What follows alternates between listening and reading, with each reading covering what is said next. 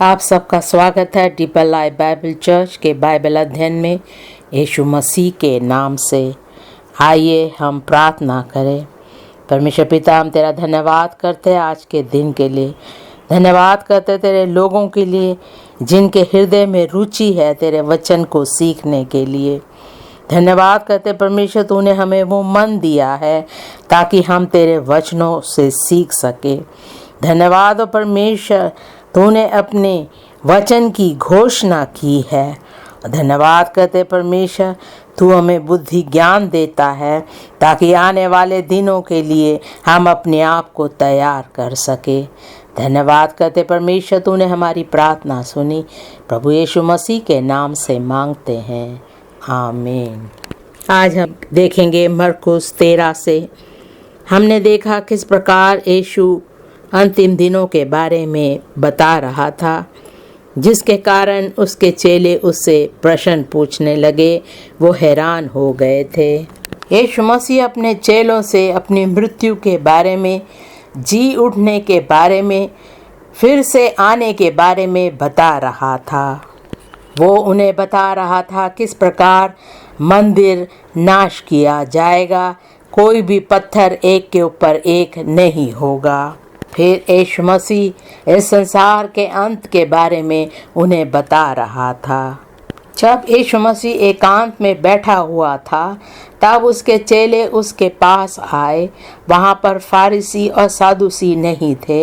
अकेले में यीशु मसीह बैठा हुआ था और उससे पूछने लगे कि अंतिम दिनों के चिन्ह क्या होंगे। पूछ रहे थे इस संसार का अंत कब होगा और तेरे आने का चिन्ह कौन से होंगे। आज हम देखेंगे मरकुस 13 का 14 से 23वें वाक्य तक, जहाँ पर यीशु मसीह खुद महासंकट के बारे में बता रहा है। आज का विषय है महासंकट के बारे में मसीह की अचूक भविष्यवाणी। ये ऐसी बातें यीशु मसीह यहाँ बता रहा है जो पहले कभी नहीं हुई थी, उसकी भविष्यवाणी कर रहा था। ये होने वाली बातें हैं जिसकी भविष्यवाणी की गई थी और ये अचूक है, इसे बदला नहीं जा सकता। कोई मनुष्य, शैतान, परमेश्वर खुद इन बातों को बदल नहीं सकता। ये ऐसी एक भविष्यवाणी है जिसे बदला नहीं जा सकता, जिसे मसीह ने बताया है और ये सत्य की बात है। मत्ती 13 का 14वें वाक्य से हम पढ़ेंगे। मत्ती 13 का 14वां वाक्य, अतः जब तुम उस उजाड़ने वाली घृणित वस्तु को जहाँ उचित नहीं वहाँ खड़ी देखो, पढ़ने वाला समझ ले, तब जो यहूदियाँ में हो वे पहाड़ों पर भाग जाए। यहाँ पर यीशु मसीह उजाड़ने वाली घृणित वस्तु के बारे में बता रहा है। लिखा है, पढ़ने वाला समझ ले। केवल चेले नहीं, लेकिन जो कोई इसे पढ़े वो समझ ले कि अंतिम समय निकट आ चुका है। 19वें वाक्य को हम पढ़ेंगे, क्योंकि वे दिन ऐसे क्लेश के होंगे कि सृष्टि के आरंभ से जो परमेश्वर ने सृजी है अब तक ना तो हुए और ना फिर कभी होंगे। यीशु मसीह जो महासंकट आने वाली है उसके बारे में बता रहा था। ऐसी संकट आने वाली है जो पहले कभी नहीं थी। लिखा है, अब तक ना तो हुए और ना फिर कभी होंगे। बहुत दुख, पीड़ा और संकट होगा। महासंकट के बारे में मसीह की अचूक भविष्यवाणी। इसे 3 भाग में बांटेंगे। पहला है तेजस्वी रूपांतर के बाद घृणित उजाड़पन। तेजस्वी रूपांतर के बाद घृणित उजाड़पन। एक तेजस्वी रूपांतर होगा हमारा जब यीशु मसीह हमें स्वर्ग उठा ले जाएगा। ये प्रहर्ष का दिन होगा जब यीशु मसीह संतों को उठा ले जाएगा। तेजस्वी रूपांतर के बाद घृणित उजाड़पन होगा, महासंकट होगा। दूसरा है महासंकट के समय अत्यधिक पीड़ा का वर्णन। महासंकट के समय अत्यधिक पीड़ा का वर्णन। जब यीशु मसीह अपने संतों को ले जाएगा, यीशु मसीह अपनी कलीसिया को उठा ले जाएगा, जो परमेश्वर के लोग हैं उन्हें उठा ले जाएगा, उसके बाद जो पीड़ा होगी उसका वर्णन है। तब महासंकट होगा जिसमें बहुत दुख और पीड़ा और विनाश होगा। तीसरा भाग है क्रूर व्यक्ति के लिए धोखेबाज की क्रिया। क्रूर व्यक्ति के लिए धोखेबाज की क्रिया। एक दुष्ट व्यक्ति उठेगा जो राज्य करेगा, जो मसीह विद्रोही है। शैतान की सामत में होकर वो लोगों को धोखा देंगे और गलत बातें सिखाएंगे। हम पहले भाग में जाएंगे और देखेंगे किस प्रकार हम उठा लिए जाएंगे, आसमान की ओर हम चले जाएंगे। जिस प्रकार जब यीशु मसीह अपने चेलों से बातचीत कर रहा था, वो आसमान की ओर उठा लिया गया था। इसी के बारे में हम देखेंगे। परमेश्वर के संतों का प्रहश होगा और वो उठा लिए जाएंगे। कलीसिया उठा ली जाएगी प्रहश के समय। उसके बाद हम घृणित उजाड़पन के बारे में देखेंगे। जिन बातों को मसीह बता रहा था, इन बातों को हम क्यों सीख रहे हैं, ताकि हम इन बातों से दूर हटकर बचाए जाए। जब महासंकट का दिन होगा, हम उसके भागी नहीं होंगे।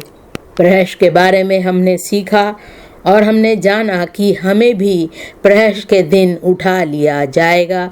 उसके लिए हमें चौकस रहना है और घृणित बातों से दूर रहना है। जब ये संसार नाश किया जाएगा, हम स्वर्ग में उठा लिए जाएंगे और हम बच जाएंगे। हम बचाए जाएंगे, शुद्धिकरण हमारा होगा और हम परमेश्वर के वचनों में स्थिर रहेंगे। परमेश्वर की इच्छा के अनुसार हम अपना जीवन बिताएंगे तो हम बचा लिए जाएंगे। संसार का नाश होने से पहले हम जो परमेश्वर के बच्चे हैं, हम उठा लिए जाएंगे। हम देखेंगे लूका 21 का 34वें वाक्य से। लूका 21 का 34वां वाक्य। इसलिए सावधान रहो, ऐसा ना हो कि तुम्हारे मन खुमार और मतवालेपन और इस जीवन की चिंताओं से सुस्त हो जाए और वह दिन तुम पर फंदे के समान अचानक आ पड़े। यीशु मसीह यहाँ हमें सावधान होने को कह रहा है कि इस संसार की बातों में हम बने ना रहे, लेकिन हमें सावधान रहना है। हम ऐसा ना कहे कि महासंकट आ रहा है, कोई बात नहीं, सब उसमें है, हम भी है साथ में उनके। हम ऐसा ना कहे, लेकिन यीशु मसीह हमसे कह रहा है कि हमें सावधान रहना है। कई लोग ऐसे हैं जो लापरवाह का जीवन बिता रहे हैं, प्रहश के बारे में नहीं सोचते। जब संत उठा लिए जाएंगे, जो महासंकट आएगा, जो घृणित बातें होंगी, उनके बारे में वो कभी भी नहीं सोचते। वो अपने आप को खास रीति से तैयार नहीं कर रहे हैं। ऐसे लोग अपने मन में कभी नहीं सोचते कि यीशु मसीह आने वाला है और उन्हें सावधान रहना है, अपने आप को तैयार करना है। 35वां वाक्य। क्योंकि वह सारी पृथ्वी के सब रहने वालों पर इसी प्रकार आ पड़ेगा। जो महासंकट आने वाला है, उससे हमें बचना है। वो एक आम बात नहीं है जो सबके साथ होगा। जो अपने आप को तैयार नहीं रखेंगे, वो उस महासंकट में पड़ जाएंगे और वो अचानक उनके साथ हो जाएगा। 36वां वाक्य। इसलिए जागते रहो और हर समय प्रार्थना करते रहो कि तुम इन सब आने वाली घटनाओं से बचने और मनुष्य के पुत्र के सामने खड़े होने के योग्य बनो। मसीह कहता है हमें प्रार्थना करते रहना है, अपने आप को तैयार करना है, ताकि हम उसके सामने योग्य बन सके। महासंकट से पहले प्रहश का दिन आएगा। मसीह विद्रोही के राज्य करने से पहले प्रहश का दिन आएगा। लूका 17 का 29वां वाक्य। लूका 17 का 29वां वाक्य। परंतु जिस दिन लूत सदोम से निकला उस दिन आग और गंधक आकाश से बरसी और सबको नष्ट कर दिया। मनुष्य के पुत्र के प्रकट होने के दिन भी ऐसा ही होगा। जब प्रहश के दिन आएगा उसके बाद सब कुछ नाश हो जाएगा। प्रहश के बाद मसीह विद्रोही सब पर राज्य करेगा। यीशु मसीह नहीं चाहता कि उसकी दुल्हन, उसकी कलीसिया को दुष्ट व्यक्ति का सामना करना पड़े। पहला कुरिन्थियों 15 का 51। पहला कुरिन्थियों 15 का 51 हम पढ़ेंगे। देखो, मैं तुमसे भेद की बात कहता हूँ, हम सब नहीं सोएंगे परंतु सब बदल जाएंगे। यहाँ पर लिखा है कि सब नहीं मरेंगे। कई ऐसे लोग होंगे जो जीवित होंगे और वो यीशु मसीह के साथ बादलों में उठा लिए जाएंगे। 52 और यह क्षण भर में पलक मारते ही अंतिम तुरही फूंकते ही होगा, क्योंकि तुरही फूंकी जाएगी और मुर्दे अविनाशी दशा में उठाए जाएंगे और हम बदल जाएंगे। जब प्रहश का दिन होगा हम सब उठा लिए जाएंगे और हम बदल जाएंगे। पहला थिस्सलुनीकियों 4 का 14वां वाक्य। पहला थिस्सलुनीकियों 4 का 14वां वाक्य। क्योंकि यदि हम विश्वास करते हैं कि यीशु मरा और जी भी उठा, तो वैसे ही परमेश्वर उन्हें भी जो यीशु मसीह में सो गए हैं उसी के साथ ले आएगा। 15वां वाक्य। क्योंकि हम प्रभु के वचन के अनुसार तुमसे ये कहते हैं कि हम जो जीवित है और प्रभु के आने तक बचे रहेंगे, सोए हुओं से कभी आगे ना बढ़ेंगे। 16वां वाक्य। क्योंकि प्रभु आप ही स्वर्ग से उतरेगा, इस समय ललकार और प्रधान दूत का शब्द सुनाई देगा और परमेश्वर की तुरही फूंकी जाएगी और जो मसीह में मरे हैं वे पहले जी उठेंगे। ये एक भविष्यवाणी है।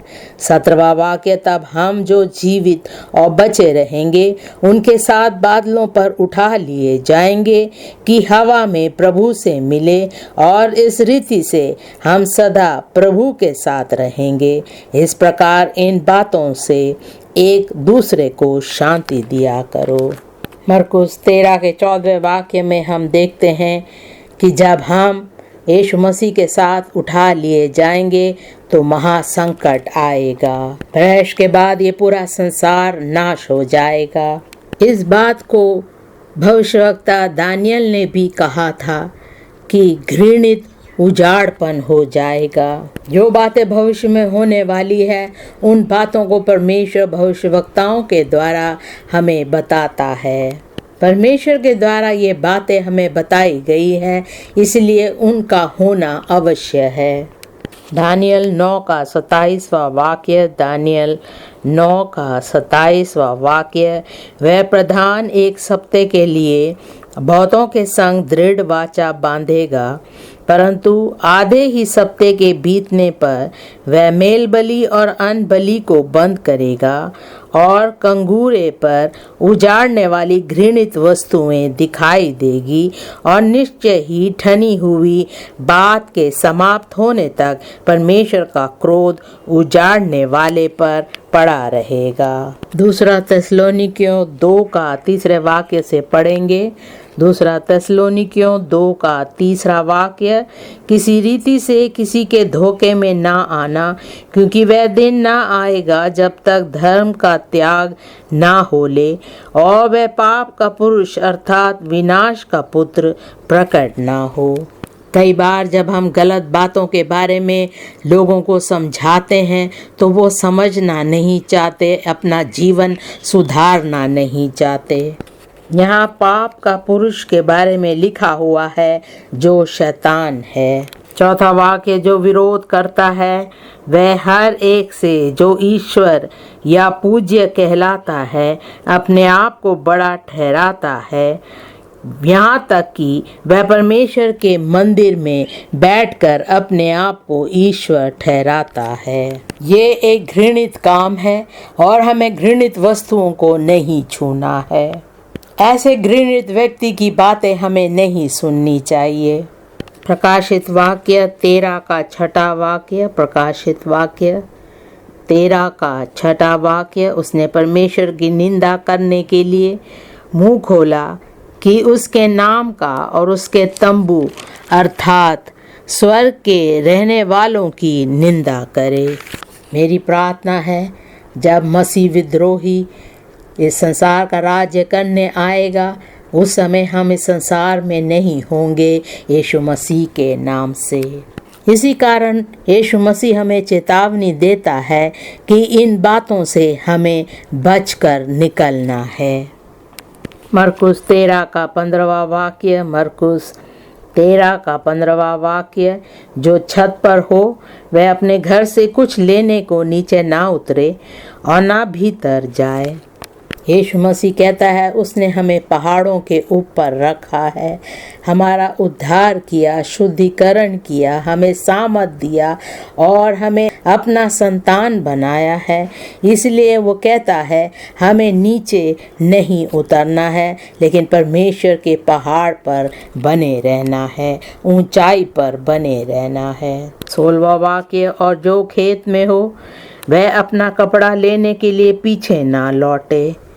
यीशु मसीह हमसे कहता है जब हम परमेश्वर की तरफ जा रहे हैं हमें पीछे मुड़कर संसार की बातों पर नहीं जाना है, हमें परमेश्वर से पीछे नहीं हटना है। यीशु मसीह कहना चाहता है कि कहीं अगर हम सुन रहे हैं कि लोग परमेश्वर के बारे में बुराई कर रहे हैं, अगर हम खेतों में हैं तो हम लौट कर ना आए। यहाँ पर खेत दर्शाता है वो सेवकाई का स्थान जहाँ पर हम परमेश्वर की सेवा कर रहे हैं। अगर लोग आकर हमसे कहते हैं कि ऐसी ऐसी बातें सुनाई दे रही हैं, वहाँ पर लड़ाई झगड़ा हो रहा है, बुराई हो रहा है, हमें उस खेत को छोड़कर वापस नहीं आना है, परमेश्वर के कार्य में बने रहना है। हम जानते यीशु मसीह का आना निकट है, इसलिए हम अपने आप को संसार की बातों में व्यस्त ना करें। 17वां वाक्य, उन दिनों में जो गर्भवती और दूध पिलाती होगी उनके लिए हाय हाय। ये उस समय की बात है जब मसीह विद्रोही आएगा और राज्य करेगा। उस समय खाना मिलना भी मुश्किल हो जाएगा। जब तक हम मसीह विद्रोही का चिन्ह अपने हाथों में नहीं लेते हमारे लिए जीना बहुत मुश्किल हो जाएगा। हम जो बड़े हैं अगर हम कहें कि मैं भूखा रह लूँगा, मैं उस चिन्ह को नहीं लूँगा, लेकिन आपके बच्चे का क्या होगा जो दूध के लिए रोएगा। अगर हमें उसके लिए दूध खरीदना है तो हमें वो चिन्ह लेना पड़ेगा। अगर एक बार हमने वो चिन्ह ले लिया तो सब कुछ हमारे लिए ख़त्म हो जाएगा। इसलिए यीशु मसीह हमें बार बार चेतावनी दे रहा है कि हमें सावधान रहना है। इस समय हमें अपने आप को बचाए रखना है, परमेश्वर के नज़दीकी में रहकर एक योग्य जीवन बिताना है ताकि हम उस महासंकट के समय इस संसार में ना हो। 18वां वाक्य, और प्रार्थना किया करो कि ये जाड़े में ना हो। इज़राइल देश में बहुत सर्दी होती है और बाहर नाश और विनाश होगा। उस समय हमें बचने का भी कोई रास्ता नहीं होगा। मत्ती 24 का 42, मत्ती 24 का 42वां वाक्य, इसलिए जागते रहो क्योंकि तुम नहीं जानते कि तुम्हारा प्रभु किस दिन आएगा। 44वां वाक्य, इसलिए तुम भी तैयार रहो क्योंकि जिस घड़ी के विषय में तुम सोचते भी नहीं हो उसी घड़ी मनुष्य का पुत्र आ जाएगा। मेरी प्रार्थना है हम सब तैयार रहेंगे यीशु मसीह के नाम से। हम दूसरे भाग में आएंगे जहाँ पर अत्यधिक पीड़ा का वर्णन किया गया है। महासंकट का समय आया है। उससे पहले कलीसिया, संत लोग, विश्वासी लोग आसमान में उठा लिए जाएंगे।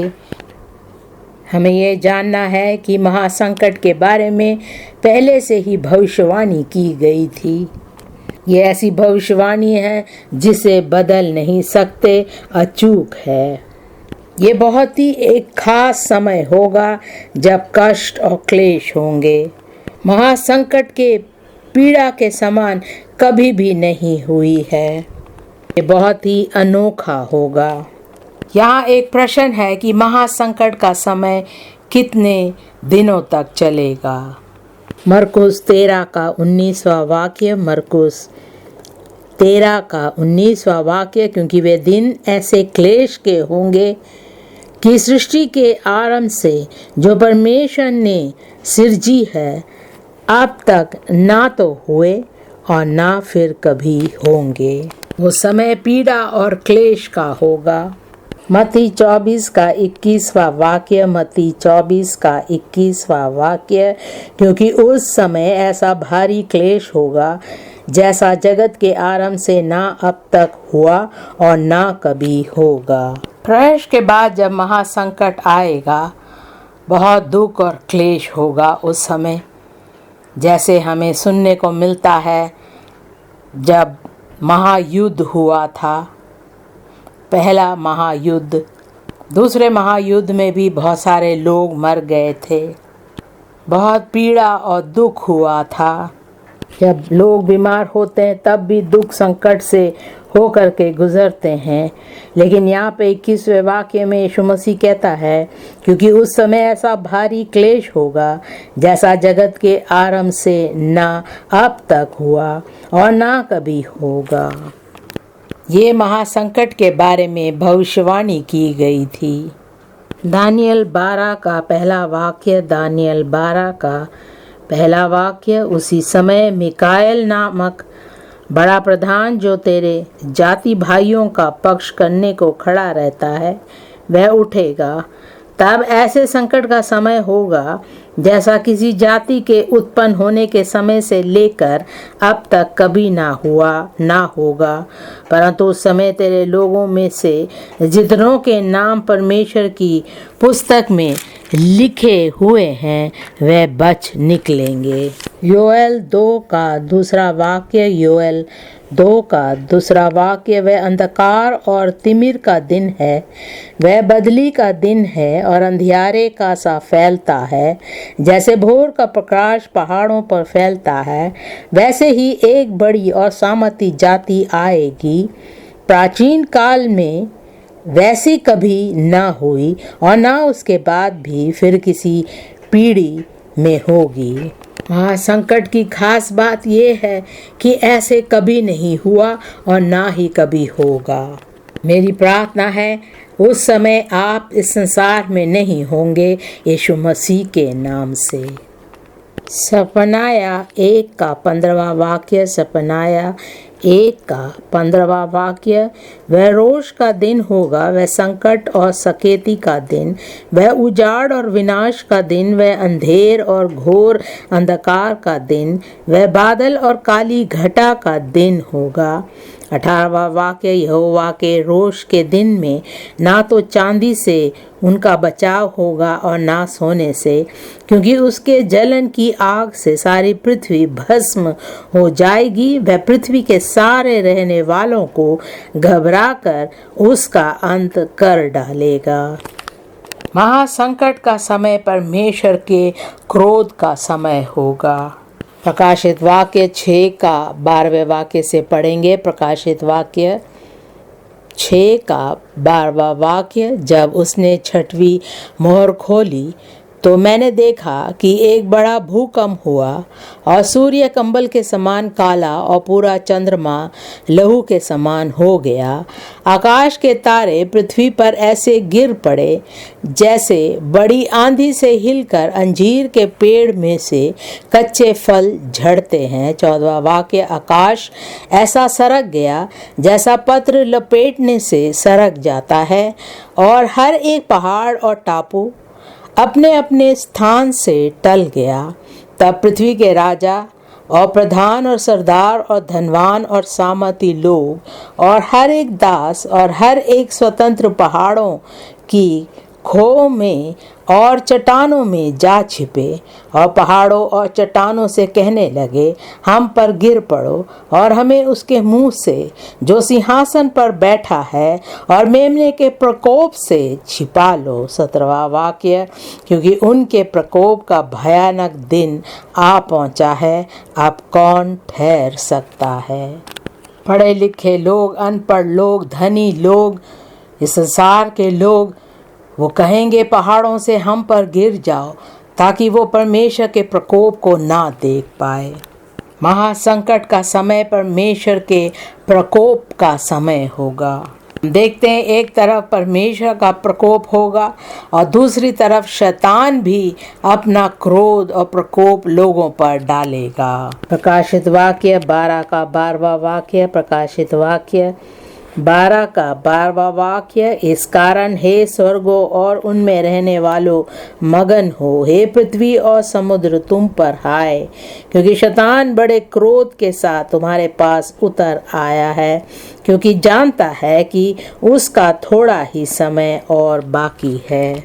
परमेश्वर कहता है, स्वर्ग के स्वर्गदूत और संत लोग, विश्वासी लोग जो स्वर्ग में हैं, उन्हें मगन होना है। ये ऐसे लोग हैं जो प्रहर्ष के समय यीशु मसीह के साथ आसमान में उठा लिए गए। लेकिन जो पृथ्वी और समुद्र में है, वचन में लिखा है, तुम पर हाय, क्योंकि शैतान बड़े क्रोध के साथ उनके पास आ पहुंचा है। जब महासंकट के समय परमेश्वर का प्रकोप और शैतान का प्रकोप दोनों आएगा, मेरी प्रार्थना है हम इस पृथ्वी पर नहीं होंगे यीशु मसीह के नाम से। दानियल की किताब में हमने देखा 7 दिन के बारे में कि महासंकट 7 दिन के लिए होगा। वो 7 वर्ष दिखाता है, लेकिन शैतान ने अपनी वाचा बीच में ही तोड़ ली थी, इसलिए वो 3.5 साल हो गया था। तो 3.5 साल तक शैतान राज्य करेगा और महासंकट का समय होगा। मरकुस 13 का 20वां वाक्य, मरकुस 13 का 20वां वाक्य, यदि प्रभु उन दिनों को ना घटाता तो कोई प्राणी भी ना बचता, परंतु उन चुने हुओं के कारण जिनको उसने चुना है उन दिनों को घटाया। तो इज़राइल के बचे हुए लोग थे, उनके कारण परमेश्वर उन दिनों को घटाएगा। दानियल 7 का 25वां वाक्य, दानियल 7 का 25वां वाक्य, और वह परम प्रधान के विरुद्ध बातें कहेगा और परम प्रधान के पवित्र लोगों को पीस डालेगा और समयों और व्यवस्था के बदल देने की आशा करेगा, वरन 3.5 काल तक वे सब उसके वश में कर दिए जाएंगे। महासंकट का समय 3.5 साल का होगा। प्रकाशित वाक्य 11 का 2 और 3 वाक्य, प्रकाशित वाक्य 11 का 2 वाक्य, पर मंदिर के बाहर का आंगन छोड़ दे, उसे मत नाप, क्योंकि वह अन्य जातियों को दिया गया है और वह पवित्र नगर को 42 महीने तक रौंदेगी। 42 महीने का मतलब 1 साल में 12 महीने होते हैं, तो 3 साल में 36 महीने होंगे और बाकी 6 महीने, तो 3.5 साल हो जाएगा। 3 वाक्य, मैं अपने 2 गवाहों को ये अधिकार दूंगा कि टाट ओढ़े हुए 1260 दिन तक भविष्यवाणी करे। प्रकाशित वाक्य 13 का 5वां और 6वां वाक्य, प्रकाशित वाक्य 13 का 5वां और 6वां वाक्य, बड़े बोलने और निंदा करने के लिए उसे एक मुंह दिया गया और उसे 42 महीने तक काम करने का अधिकार दिया गया। उसने परमेश्वर की निंदा करने के लिए मुंह खोला कि उसके नाम और उसके तंबू अर्थात स्वर्ग के रहने वालों को निंदा करे। यहाँ पर भी 42 महीने के बारे में कहा गया है। ये महासंकट का समय होगा। स्वर्ग में रहने वाले लोग संत और विश्वासी होंगे। हम भी उनके साथ होंगे जब महासंकट का समय आएगा। मेरी प्रार्थना है हम इस पृथ्वी पर नहीं होंगे यीशु मसीह के नाम से। हम तीसरे भाग में आएंगे। मरकुस 13 का 21वें वाक्य से पढ़ेंगे। मरकुस 13 का 21वें वाक्य से पढ़ेंगे। समय आ रहा है जब लोग यहाँ वहाँ जाएंगे, कहेंगे मसीह इधर है उधर है, और बहुत से लोग भविष्यवाणी भी करेंगे। लेकिन यीशु मसीह ने पहले से ही हमें चेतावनी दी है। 21वां वाक्य, उस समय यदि कोई तुमसे कहे देखो मसीह यहाँ है या देखो वहाँ है, तो प्रतीति ना करना, क्योंकि झूठे मसीह और झूठे भविष्यवक्ता उठ खड़े होंगे और चिन्ह और अद्भुत काम दिखाएंगे कि यदि हो सके तो चुने हुओं को भी भरमा दे। पर तुम चौकस रहो, देखो मैंने तुम्हें सब बातें पहले ही से बता दी है। जो झूठे भविष्यवक्ता होंगे वो इतने जोश से काम करेंगे, ऐसा लगेगा कि परमेश्वर का वचन कभी भी ऐसे नहीं फैलाया गया था। वे लोग गांव में, शहरों में, दूसरे देशों में भी होंगे और ये ऐसे लोग हैं जो दूसरों को भरमाएंगे। वो बहुत से चिन्ह चमत्कार भी करेंगे। ये सब काम वो मसीह विद्रोही के लिए कर रहे हैं। ये ऐसे लोग हैं जो चुने हुओं को भी भरमा देंगे। ये ऐसे भरमाने वाले लोग हैं जो बेईमान हैं। अंतिम दिनों में ऐसे बहुत से भेड़िया आएंगे। 22वें वाक्य में लिखा है, क्योंकि झूठे मसीह और झूठे भविष्यवक्ता उठ खड़े होंगे और चिन्ह और अद्भुत काम दिखाएंगे। लोग कहेंगे इतने सालों से मैं कलीसिया में जा रहा हूँ, लेकिन ऐसे चिन्ह चमत्कार मैंने कभी नहीं देखे।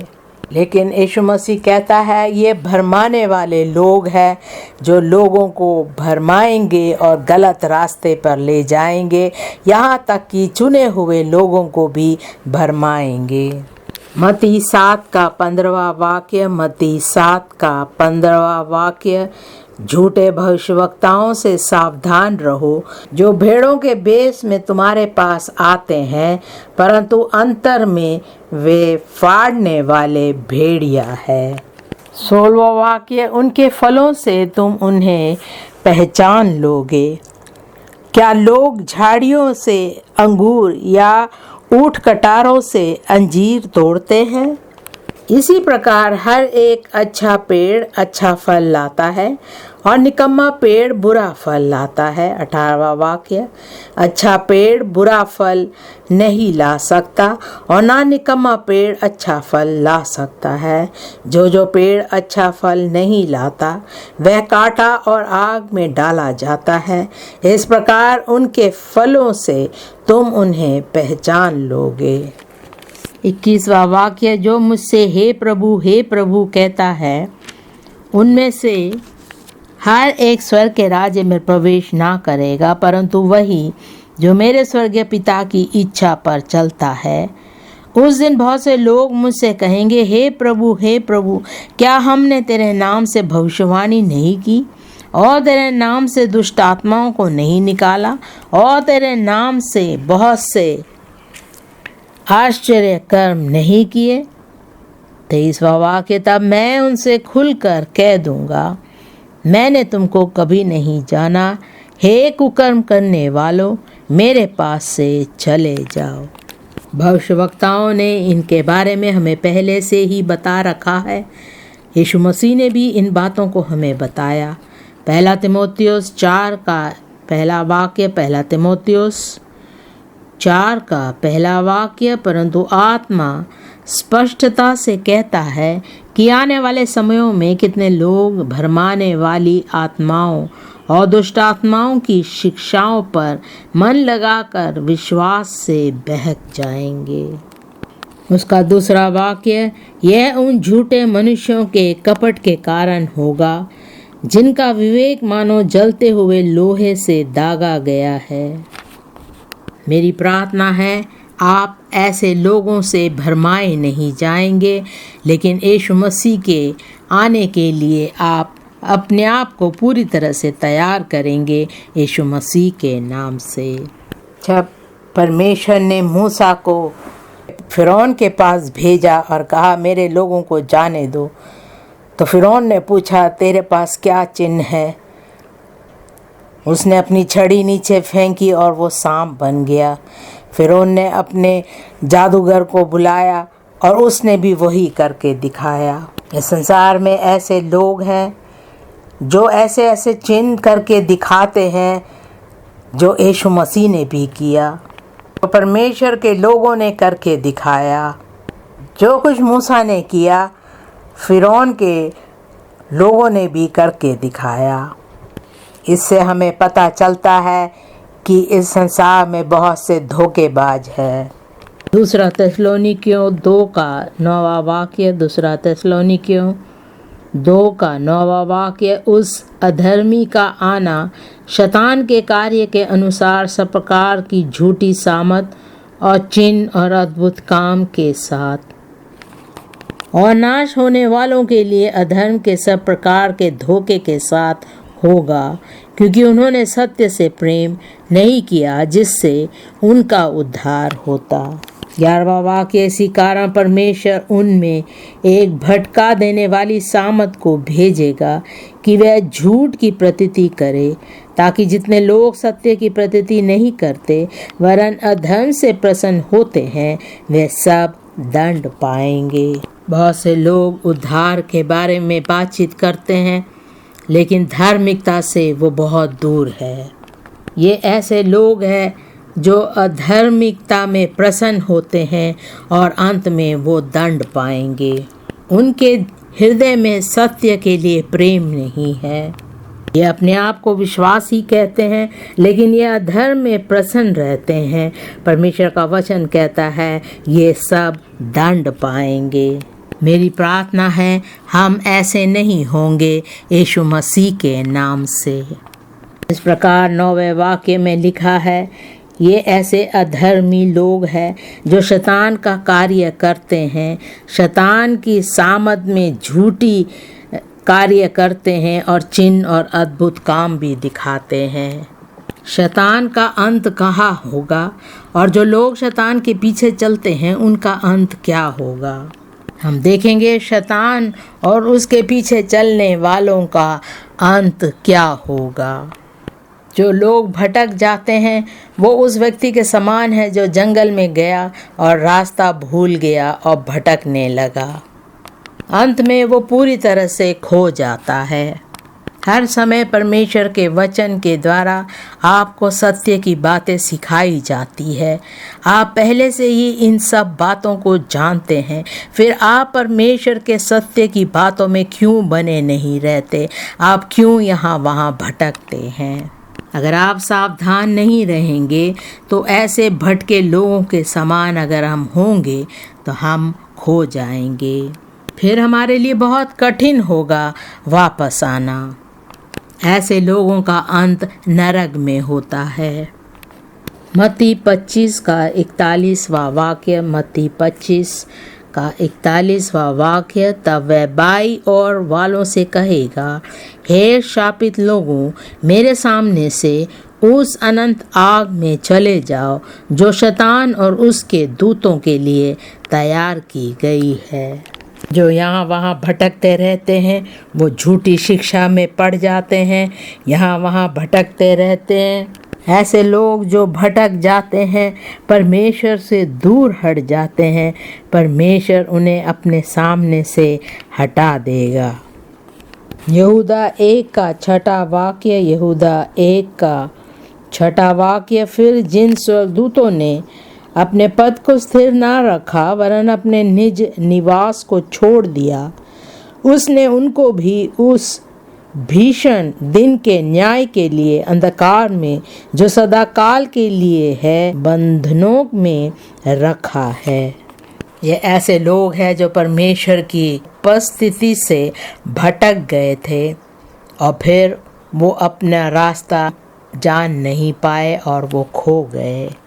मेरी प्रार्थना है हम ऐसे नहीं भटकेंगे यीशु मसीह के नाम से। इसी का 12वां वाक्य, ये तुम्हारी प्रेम सभाओं में तुम्हारे साथ खाते पीते समुद्र में छिपी हुई चट्टान सरीखे हैं और बेधड़क अपना ही पेट भरने वाले रखवाले हैं। वे निर्जल बादल हैं जिन्हें हवा उड़ा ले जाती है, पतझड़ के निष्फल पेड़ हैं जो 2 बार मर चुके हैं और जड़ से उखड़ गए हैं। ये समुद्र के प्रचंड हिलकोरे हैं जो अपनी लज्जा का फेन उछालते हैं। ये हवा डोल तारे हैं जिनके लिए सदा काल तक घोर अंधकार रखा गया है। प्रकाशित वाक्य 20 का 10वां वाक्य। प्रकाशित वाक्य 20 का 10वां वाक्य, उनका भरमाने वाला शैतान आग और गंधक की उस झील में, जिसमें वह पशु और झूठा भविष्यवक्ता भी होगा, डाल दिया जाएगा और वे रात दिन युगानुयुग पीड़ा में तड़पते रहेंगे। 15वां वाक्य, और जिस किसी का नाम जीवन की पुस्तक में लिखा हुआ ना मिला वह आग की झील में डाला गया। जो लोग परमेश्वर से दूर हट जाते हैं, भटक जाते हैं, वो युगान युग के लिए शैतान के साथ नरक में होंगे। मेरी प्रार्थना है आप शैतान के साथ नहीं होंगे, आप शैतान के पीछे जाकर खो नहीं जाएंगे यीशु मसीह के नाम से। इन बातों को जानकर अब हमें क्या करना है, लूका 21 का 34वें वाक्य से पढ़ेंगे। लूका 21 का 34वां वाक्य, इसलिए सावधान रहो, ऐसा ना हो तुम्हारे मन खुमार और मतवालेपन और इस जीवन की चिंताओं से सुस्त हो जाए और वह दिन तुम पर फंदे के समान अचानक आ पड़े, क्योंकि वह सारी पृथ्वी के सब रहने वालों पर इसी प्रकार आ पड़ेगा। इसलिए जागते रहो और हर समय प्रार्थना करते रहो कि तुम इन सब आने वाली घटनाओं से बचने और मनुष्य के पुत्र के सामने खड़े होने के योग्य बनो। अभी लॉकडाउन का समय है, हम सब अपने घरों में है, हमारे पासवान नहीं जानते हम कहाँ पर है, क्या कर रहे हैं। हमें सावधान रहना है। यहाँ लिखा है कि ऐसा ना हो कि तुम्हारा मन खुमार और मतवालेपन और इस जीवन की चिंताओं से सुस्त हो जाए। मतवालेपन का मतलब ये नहीं कि हम शराब पीकर कहीं बैठे हैं, लेकिन कई बार ऐसा होता है हम वचन नहीं पढ़ते, प्रार्थना नहीं करते, ऑनलाइन सभाओं में हम भाग नहीं लेते हैं, तो हम कई बार ऐसे काम में व्यस्त हो जाते हैं जिससे परमेश्वर की महिमा नहीं होती। हम अपने आप को भूल जाते हैं, परमेश्वर की बातों को भूल जाते हैं। विद्यार्थियों को ऑनलाइन अपनी पढ़ाई करनी चाहिए, लेकिन उस समय वो YouTube में बैठे रहते हैं और यहाँ वहाँ की बातें सुनते रहते हैं। हम उन बातों में इतना व्यस्त हो जाते हैं कि अपनी पढ़ाई लिखाई के बारे में नहीं सोचते। इसलिए वचन में लिखा है हमें सावधान रहना है। लूका 21 के 36वें वाक्य में लिखा है, इसलिए जागते रहो और हर समय प्रार्थना करते रहो कि तुम इन सब आने वाली घटनाओं से बचते और मनुष्य के पुत्र के सामने खड़े होने के योग्य बनो। मेरी प्रार्थना है हम बचे रहेंगे और उस महासंकट के पीड़ा में नहीं पड़ेंगे यीशु मसीह के नाम से। हम यीशु मसीह का इंतज़ार कर रहे हैं, तुरी फूंकी जाएगी। जो मसीह में मर गए हैं वो जीवित होंगे और हम जो जीवित हैं हम उसके साथ उठा लिए जाएंगे और हम सब हमेशा हमेशा के लिए परमेश्वर के साथ स्वर्ग में वास करेंगे यीशु मसीह के नाम से। हम एक दूसरे के लिए प्रार्थना करें, एक दूसरे को तसल्ली दे, प्रोत्साहित करें। पूरे दिल से, पूरे मन से हम परमेश्वर से प्रेम करें।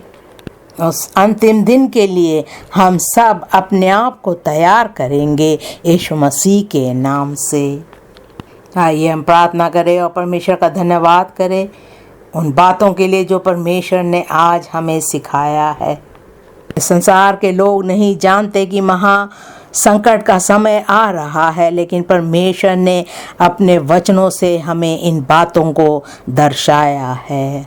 परमेश्वर हमसे प्रेम करता है, इसलिए वो अपने वचनों से हमसे बातचीत करता है। तो हम क्यों ना अपने आप को तैयार करें उस दिन के लिए जब यीशु मसीह आएगा और अपने लोगों को अपने साथ ले जाएगा। हमें एक बात का ध्यान रखना है कि हमारा उद्धार हो चुका है और हम परमेश्वर से अलग नहीं हैं, ताकि हम उस दिन के रूपांतर में भाग ले सकेंगे यीशु मसीह के नाम से। उस प्रहश के दिन हम पीछे नहीं छूट जाएंगे यीशु मसीह के नाम से। जब सोदोम और गोमोरा में आग बरसाया गया, लूत अपने परिवार के साथ वहां से बच निकला। जब कलीसिया उठा ली जाएगी, आप भी उस कलीसिया के सदस्य हैं, बचाए गए हैं, आपका शुद्धिकरण हुआ है, परमेश्वर ने आपको सामर्थ दी है, पवित्र और धार्मिकता में चल रहे हैं। प्रार्थना करें कि परमेश्वर आपको वो अनुग्रह दे ताकि आप परमेश्वर में अंत तक बने रहेंगे। जब महासंकट का समय आएगा, बहुत से घृणित काम होंगे, बहुत से दुख और क्लेश होंगे। हम प्रार्थना करें कि उस समय हम पृथ्वी पर नहीं होंगे यीशु मसीह के नाम से। परमेश्वर का वचन हम सुनते आ रहे हैं, परमेश्वर के वायदे हम जानते हैं, हम उन्हें पकड़े रहे ताकि हम यहाँ वहाँ ना भटके।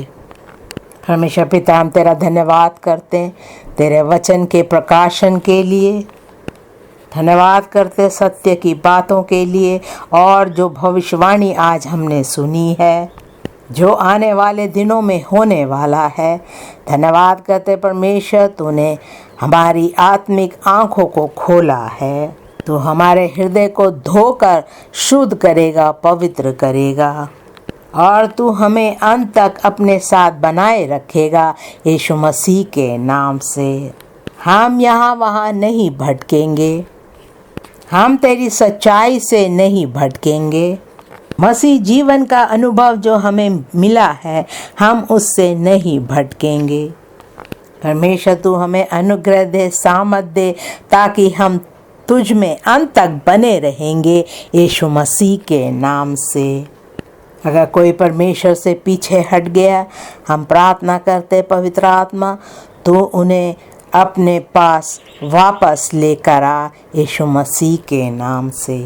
उनकी सहायता कर ताकि वो तेरी उपस्थिति में बने रहेंगे यीशु मसीह के नाम से। जो निराश हो गए हैं अपनी परेशानियों में, वो पीछे हट गए, प्रार्थना करते परमेश्वर उन्हें एक बार फिर तू अपने उपस्थिति में ला यीशु मसीह के नाम से। प्रार्थना करते परमेश्वर तू हम सबको उस प्रहश के दिन के लिए तैयार रख, ताकि हम विश्वास योग्यता में तुझ में बने रहेंगे यीशु मसीह के नाम से। तेरी पवित्र आत्मा हम में बनी रहेगी और हम तुझ में बने रहेंगे यीशु मसीह के नाम से। धन्यवाद करते परमेश्वर, तूने हमारी प्रार्थना सुनी। प्रभु यीशु मसीह के नाम से मांगते हैं, आमीन।